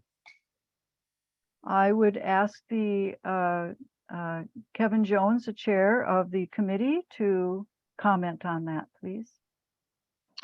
Thanks, Diane. I believe that the revised minutes from the last meeting include the full text of the land acknowledgement statement that the Equity, Social Justice, and Inclusion Committee developed, reviewed, and unanimously approved. There have been 2 comments made regarding that specific language, but John, your point is really well made. I felt that it was very important to get that language out to the community so that we could receive feedback regarding that language. And so we're now, with those published minutes, we're certainly free to do that. And I believe the members of the committee, Jessica, Anakar, and Jerry, are planning to host 3 community meetings to discuss the statement, and maybe Jessica would like to amplify that, but if not, there are 3 meetings planned for people to engage in that dialogue with us. Kevin, is my understanding that the last, I think maybe it was at the board meeting, the draft of the message was read out, and it seemed like a majority of the board members felt that it was way too wordy and that you were going to work on trying to sort of condense it down to a shorter text. Is that right? I think that the goal of the reaction of the committee was to make sure that we have multiple opportunities for people to bring opinions forward about the land acknowledgement statement. So those are opportunities. I know that Jessica and James are leading that effort. Jessica's here tonight, so I assume that she will go ahead and pick up on that comment. Thank you. Hi, thank you. Yeah, we basically have set out a timeline in which there will be 3 Google Meets in which everyone in the community is invited to participate for feedback, and then 1 meeting in person at the Land Trust building in which the community is invited to participate in the language and the process. And then I believe that we're slated to have a draft of the final statement on January 15th, I think was our timeline. I'd have to double check it. And so that would come back to the board Mhm. first, and then to the whole community. Correct. Okay, and thank you, Jessica. And it's James Ricard and Jessica Anakar are the 2 folks leading that, and a number of other folks on the committee are involved in supporting the effort. Okay. Does that answer your question, John? Okay, very good. Mika?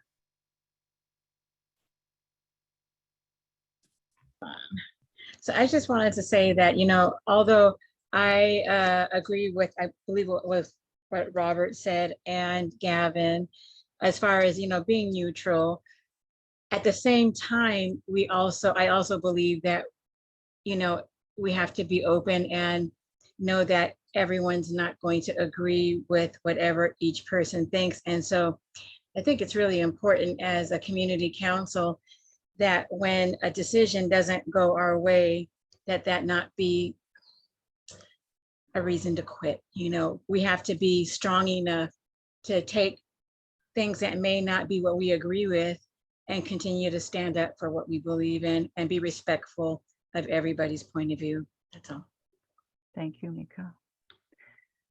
Okay, so John, if you wouldn't mind putting your hand down, we've answered your question. And Kevin, you're next. Thanks, Mika. I just wanted to also mention the democratic rules of order on page 4, talk about a democratic ideal. It says, must we accept a decision if it is a bad one? Yes and no. Yes, because to practice democracy, we must accept the decision and do what it requires us to do. No, because we are not required to change our opinion. At some later date, the opportunity may occur for a review of the decision, or we may even find that the decision was good after all. So I totally agree. For us to practice democracy, and I believe that's what we're doing here through the council, it's important to participate.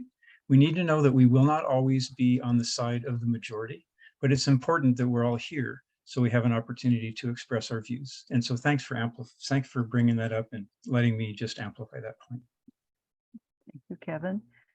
Marcia? You'll need to unmute yourself. Here we go. Thank you. Apparently, I don't know how to use my camera either. I'm an anthropologist. I can't help myself but reflect here that there are consequences to the ideation of including everyone, which excludes those who cannot include everyone. And we're up against that. It's not especially pleasant or pretty. Okay, thank you, Marcia. David?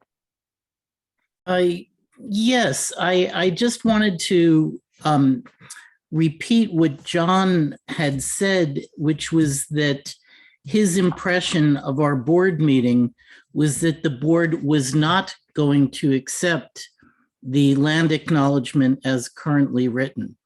And I think that was pretty clear from the board's reaction that it was too long and that it needed to be shorter and perhaps a more positive statement.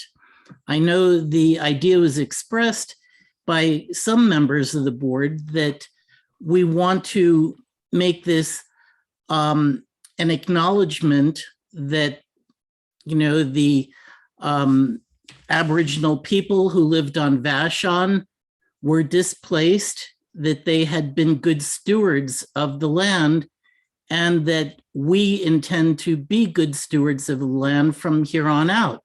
Something that would have more of a positive acknowledgement than essentially just an apology. So that was my impression of the gist of several board members. Thank you, David.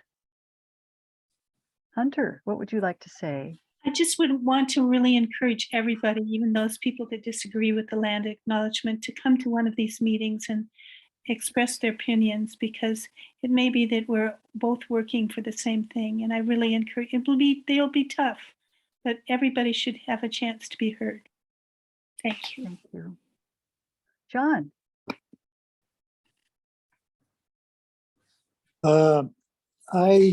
I'm tending to lean towards what David was saying, is that if we're going to be making a comment about our relationship with the First Peoples and their use of the land, to me, it makes more sense for us to be forming a communion with the previous First Peoples who had this land and come up with a common theme that both First Peoples and the current inhabitants of this land could agree upon. And to me, it's about stewardship. After looking through many First Peoples philosophies, a lot of their spiritual content has to do with stewardship and their relationship to the land. And I agree with David. I think that would be a far more positive direction to go, to talk about being able to carry on the tradition of stewardship with the land than it would be to say, we're sorry we took this land from you. To me, it sets up a problem that we've been sort of struggling with for years and years and years, and that's the us and them thing, you know. And I think if we could rephrase that in a way where we're working with First Peoples and understanding that it's not about us and them, but it's about the land and how we respect it and carry it on for the future generations. And I'll stop here. Thank you very much. Ben Carr has a question. Will we have a finalized land acknowledgement statement by the time of our November meeting? Absolutely not. Yeah, Ben, the committee is going to be holding a number of public venues, and it looks like there won't be, that input will be coming in, I think, in January sometime. It's a rough time frame that we're looking at. Did you have another question, John, or did you, just put your hand down then if you wouldn't mind. Melvin. Yeah, I'm all for a land acknowledgement, but I think there's a little bit of misunderstanding of what a land acknowledgement is. It's not to make us feel guilty.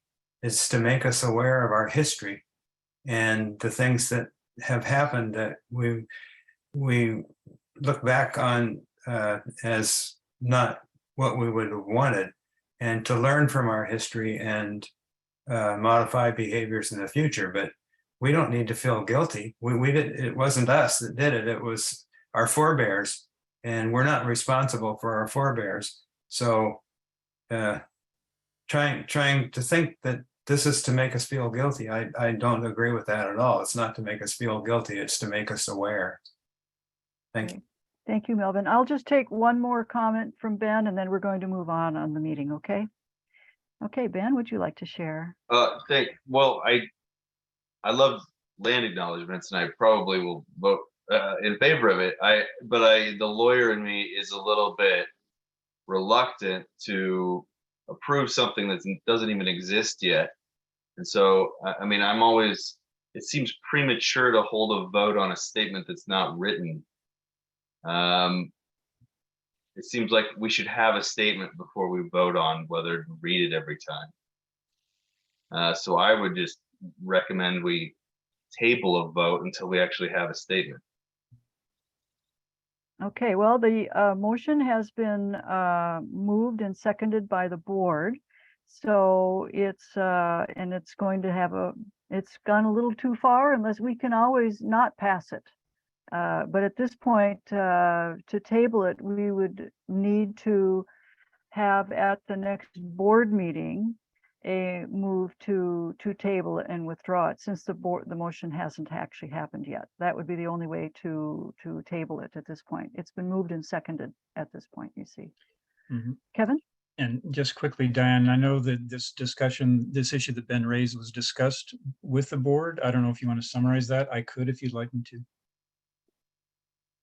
No, I think we should move on. We've discussed it at the board meeting and the board voted this way, and it would be difficult to backtrack at this point to just table it without Yes, the let me just say to Ben that the committee developed the land acknowledgement. It's in the meetings. We spent many hours doing that work. Now the question is, should we proceed with the land acknowledgement?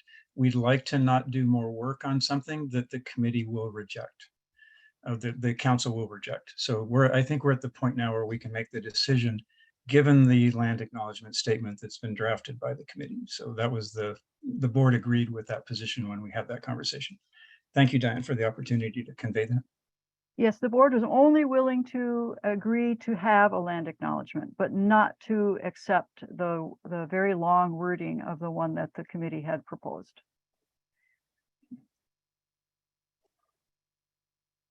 But Ben, I would, if you have other thoughts on this, that if there's another way to work this through, if you'd like to figure out a way to table it, please get in touch with me after the meeting and we can talk about it. I'd welcome your thoughts. Okay. All right. So just checking in the chat to see if there are. Yeah, so what we can do is not pass the motion. Those people who want to not vote on a motion without the actual wording of the land acknowledgement, we can easily just not pass it. That would be the best way to approach this. Okay, David. What I heard Kevin say and what I heard you say seem to be entirely different. And so I'm a bit confused. It sounded like Kevin said, we gave the board the land acknowledgement in the way we want it. We don't see really reshaping it if we don't know how the board is going to vote.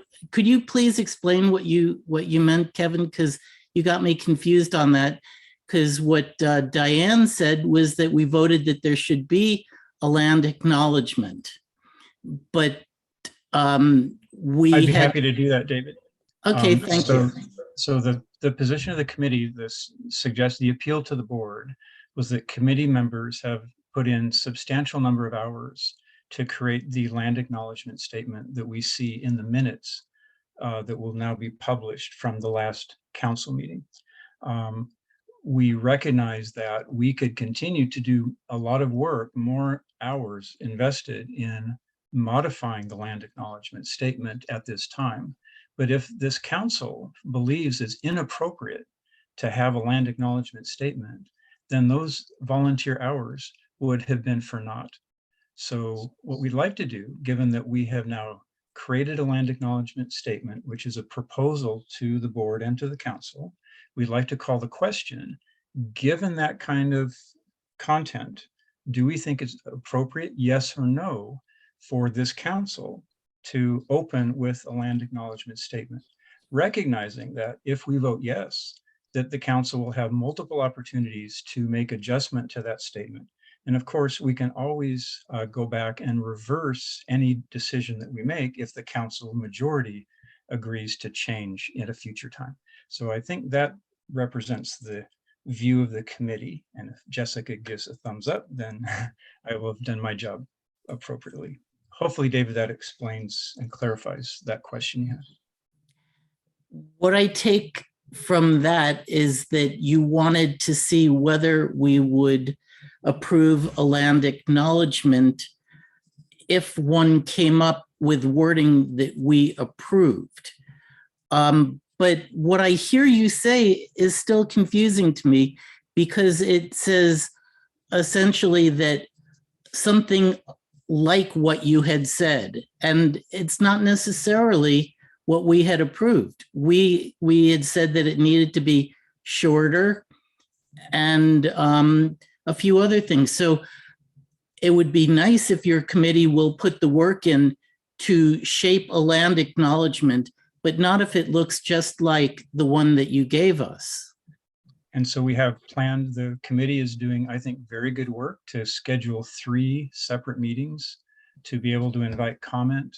At this point, if the council says, no, we really don't want a land acknowledgement, then you can see how many hours of volunteer effort would be wasted to go ahead and do all of that work to get a land acknowledgement statement that has that level of review.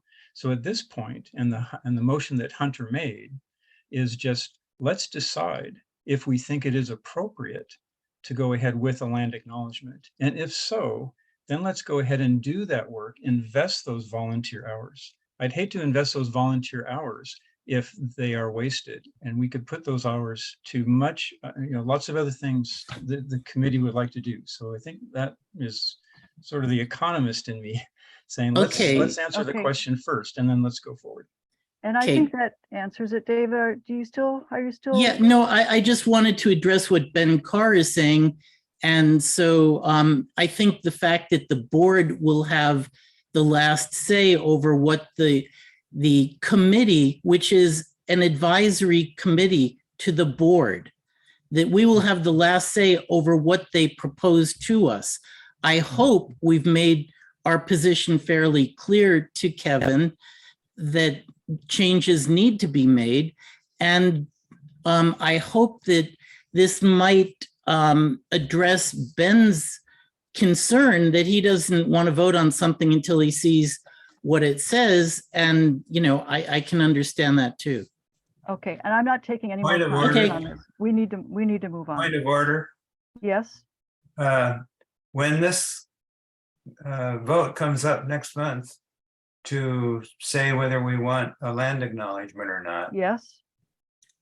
Then if we say yes, then when we bring up an actual statement, that will be subject to amendments by the body in that meeting. Yes. So I mean, if the body doesn't like the statement, they have the opportunity to offer amendments at the meeting when we're absolutely. Yes, that's right. Okay, so points of order are just for this meeting, Melvin, not for future meetings. So we need to move on. Unless someone strenuously objects, we really need to move on. Okay. So thank you very much. It's been very, very informative. And now the next point is community updates. Vashon Health Care District updates.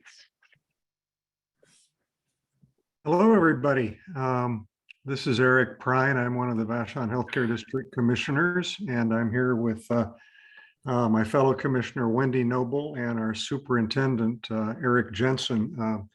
If you've been reading the Beachcomber, we have been in the news a lot lately, and we understand a lot of people are confused about what's going on. We appreciate the opportunity to come here tonight and give you some sense of what's going on, although we will try to be brief given the hour and take your questions. We're going to tag team this. I'm going to start off, and then Wendy's going to pick up, and then Eric Jensen is going to finish things off. Just very briefly, as you know, we brought CMAR to the island nearly 2 years ago to operate the clinic. They agreed to come when, in the midst of COVID, nobody else would, in return for a subsidy, tax subsidy from us of $1.5 million a year. And we've seen their financials. They could not have come close to covering their expenses without our subsidy. Just very briefly, the conflict we find ourselves in with CMAR right now has to do with differing perceptions of our role, the healthcare district's role in healthcare on the island. We are a public hospital district that is charged by law with, authorized by law with providing healthcare services to its constituents. And we contracted with CMAR to provide primary care services on our behalf. And in our view, we don't want to tell them how to clean. We don't want to tell them how many tongue depressors to buy. We don't want to tell them who to hire. We don't want to interfere in medical decisions. But as elected representatives of the community, we do feel that, and people who are accountable to the community, we feel an obligation to work with CMAR to make the clinic as good as it can be. And CMAR has resisted that, and they've never worked with a public hospital district like ours before, and I think that has a lot to do with it. And there were a couple of areas in which this really came to a boil over the summer. One was a new clinic, the other was just modifications to the operating contract we have, and that led to them, quite to our surprise, sending us a notice on October 24th that they were going to terminate the contract effective the end of the year. But that was only the beginning, and now Wendy's going to pick up the story.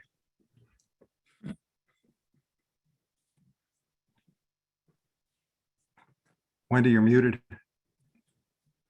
You're muted, Wendy. There you go. Sorry.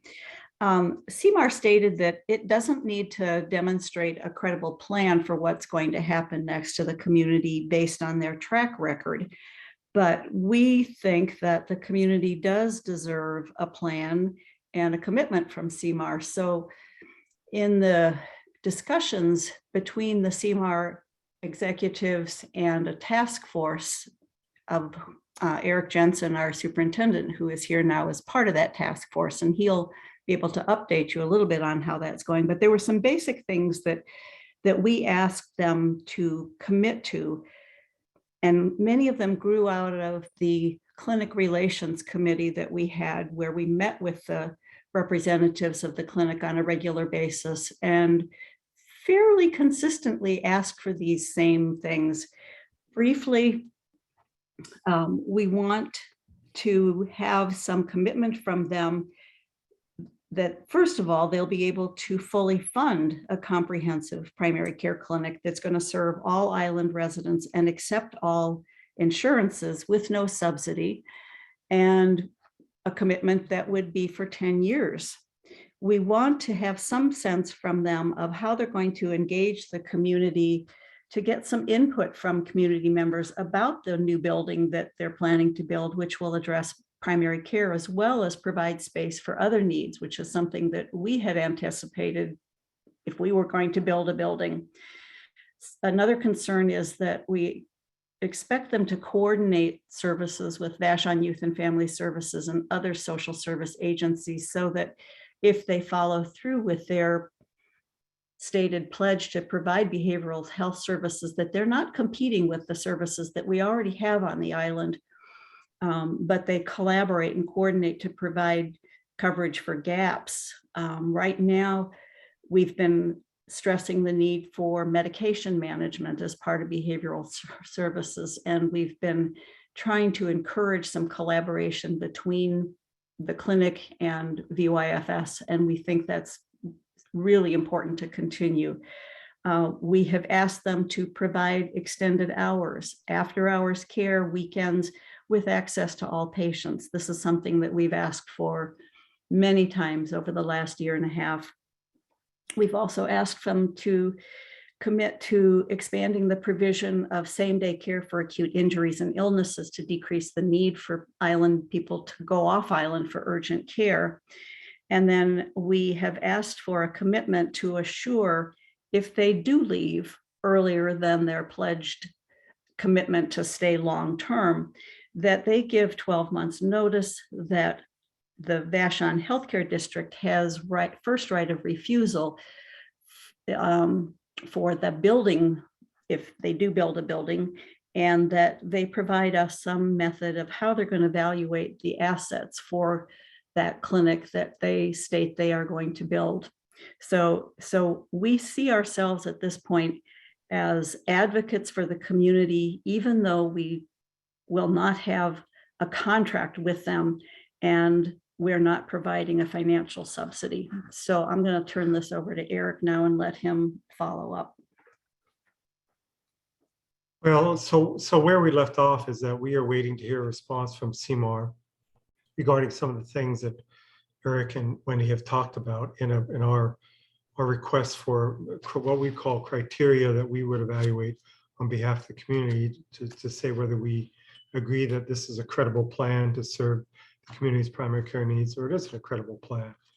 And we have on the table with CMAR an offer to extend the current lease agreement. We lease the Sunrise Ridge building from Sunrise Ridge organization, and we sublease it to CMAR.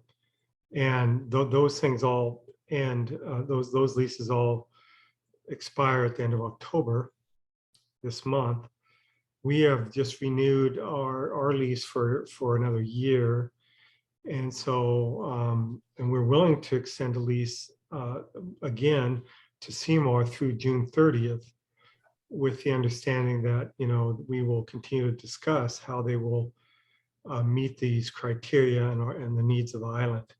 And so that's kind of in the works right now. We're waiting to hear back from them. We've also said if we think their plan is credible, the board would consider accepting their plan and considering the extension of the current lease beyond June 30th.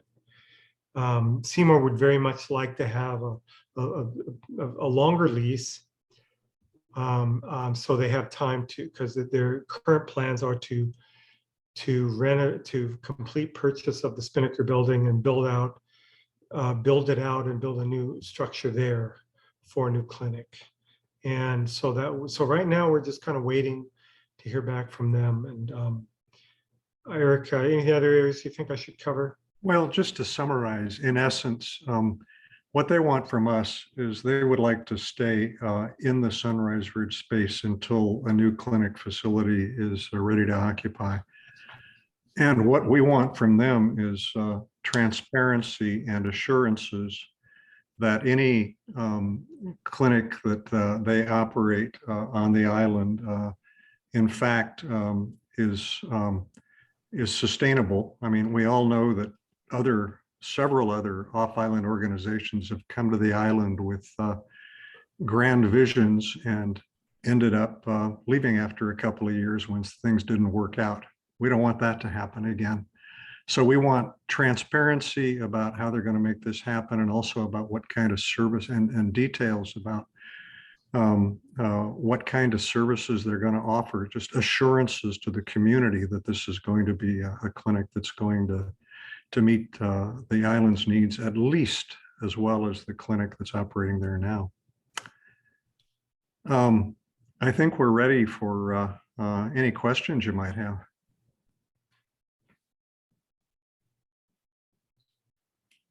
Susan, did I see Susan with a hand up? Steve has his hand up. Steve? Okay. And you're, okay. Yes, I understand that I was looking at CMAR's vision, and they are considering becoming an ACO. And there is currently a trial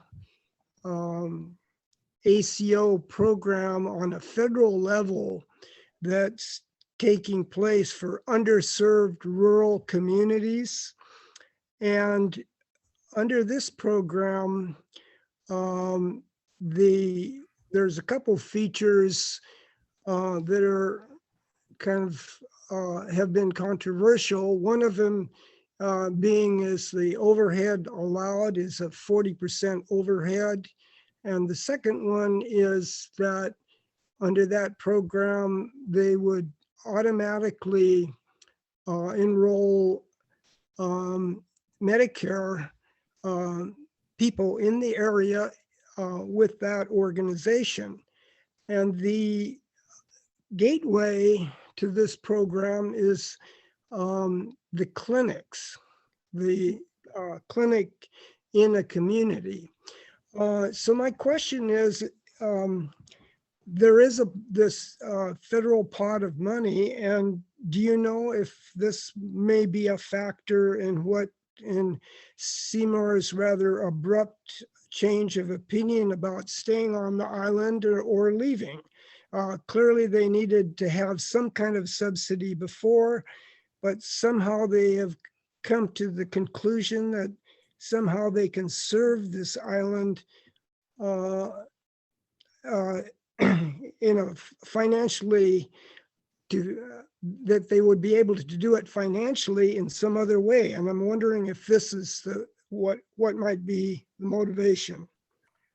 I wish we knew. Maybe Wendy or Eric has. I mean, this is the kind of information we're seeking from them. Well, we are aware of this new federal program with the ACOs.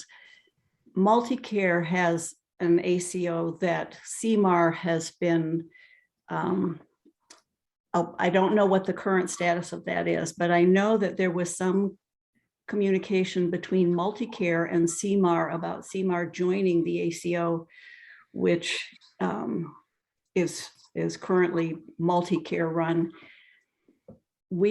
I've heard about this program, the new federal program, and have been very curious about whether that might be something that CMAR is interested in, because their model for their clinics in Seattle and the 15 counties that they're in, only 8% of their patient population is over 65.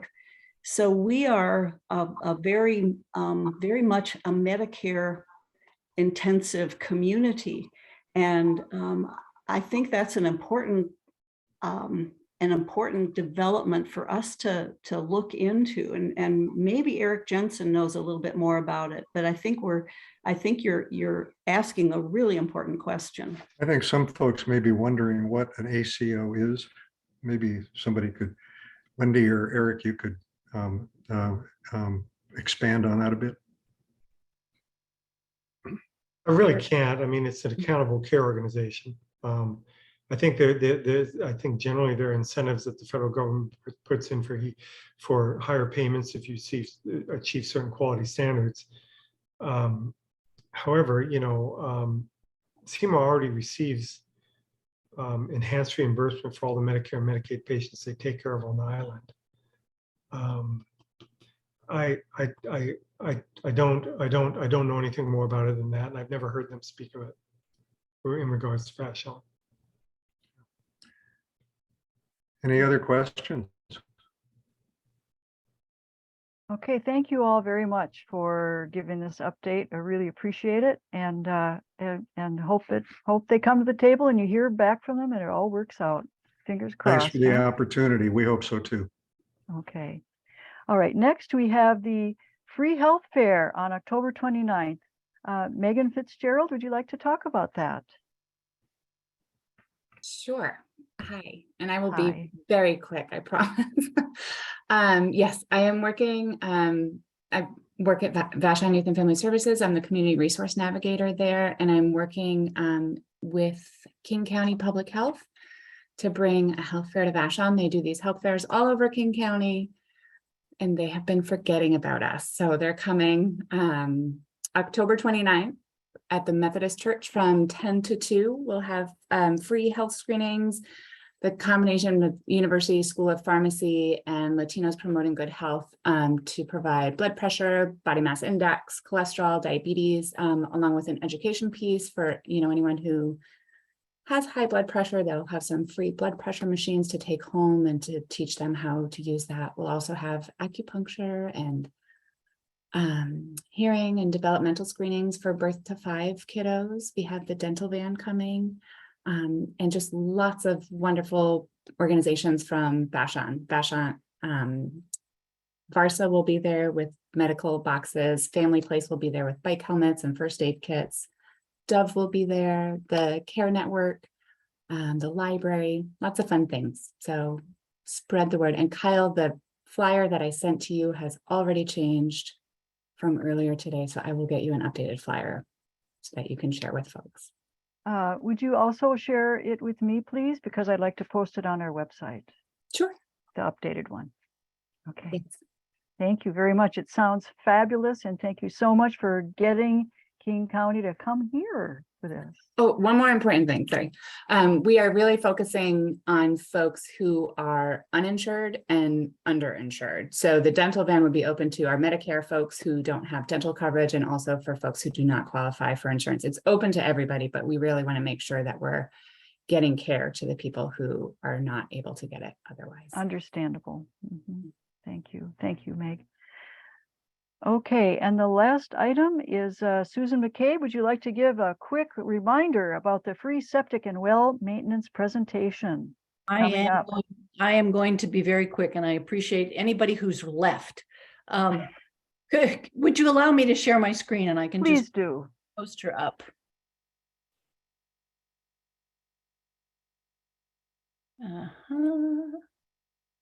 Okay. I sorry. think Nick might need to give you permission. I think Okay, he- he's ready. You should have that option now.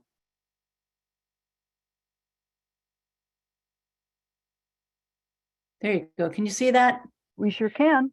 All right, that is happening the day after tomorrow, along with a whole lot of other meetings on the island. It is a Zoom meeting at 6:30 p.m. If you live on Vashon, you probably have a septic system or a well, and this is going to be the why, the what, and the how of how to maintain your septic system and your well, both for your health and the health of the groundwater and our aquifer system on the island. It is free. I'm going to put the registration in the chat, so anyone who wants to register can. And thank you very much for your time.